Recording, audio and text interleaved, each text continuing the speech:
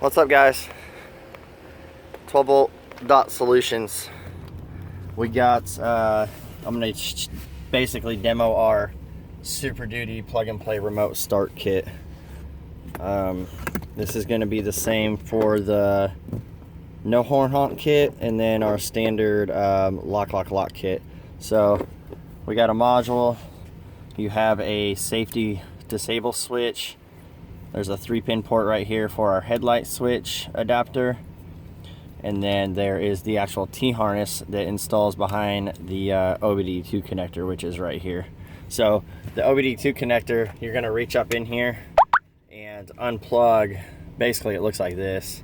So there's a clip on the bottom. Release the clip, and then here's our connector. I'm going to plug in our female into the factory. And at this point, I always tell people just to start with the module completely plugged in. So you got your white, your blue. On the other side, you got the LED, and on the far end, you got the white 4-pin plug with the red and black wires. And then the switch is in the off position at this point. The 2-pin jumpers, you got your green and brown female connected to the purple and gray, which is our step 1. Okay, so once you got all this situated, then take our male, plug it into the back of the OBD2 port where you just unplugged the factory one from. So sometimes I can do it without looking at it, but it's kind of, I can't get it lined up usually if I'm not looking. So when you get it in there, it might be a little tight fit on some vehicles. If you think it's in all the way, just give it one snug push with both hands and get it seated all the way in there. Okay, so this one's a key start with a 3-button fob here. Unlock, lock, and panic.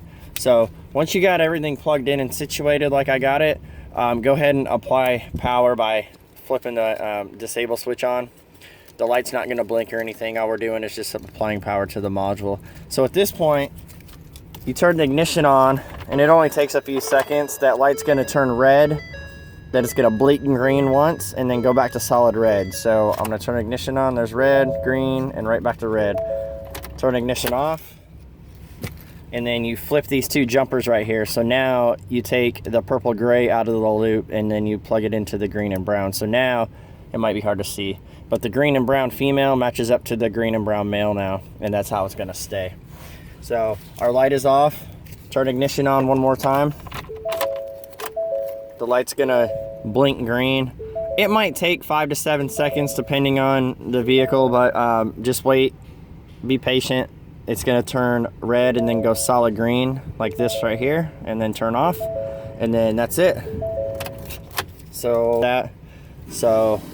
the other thing too that you need to do on these is install the headlight harness. Sorry if you can see that.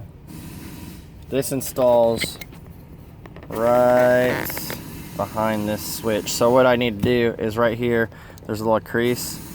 I'm gonna set this down right here, but basically you just put your finger in here and you pull it down, and you can do the same thing on the other side here. Put your finger up in here, and you can just drop it down. So it's on a hinge. There's bolts down here, and what we need to do is there we go. And then you take our T-harness and you plug the factory one into our, just like you did down there. So you plug it in, you plug the male one into the headlight switch. The provided zip ties, just kind of fold this over, zip tie it nice and tight so it doesn't flop around. And then there's a hole in the dash, if you can see that. Not a hole, but like an access pass through. So you take the 3-pin port that's going to plug into our remote start harness, and you plug it right on through here. And then, like I said, zip tie this all up.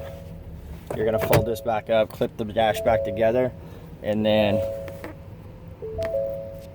where our 3-pin port from the headlight switch goes is right here into this little guy on our remote start module. So it should look like that. The wires will match up. You got if the tab's up, it's going to be white, yellow, orange, just like that. So now when I hit the lock button 3 times, lock, lock, lock. The truck will start. It'll run for 15 minutes. If you guys want the, like I said, the adjustable programmer, or I'm sorry, the adjustable features in the cluster, you can rent the programmer from our website. This is the same exact install, whether you're using the lock or the lock unlock lock. It does require the headlight harness. If you do not have the harness that goes in behind here, the truck will start and it'll run for about 2 or 3 seconds and immediately die. So that is required for remote start enable. And that's it for the video, guys.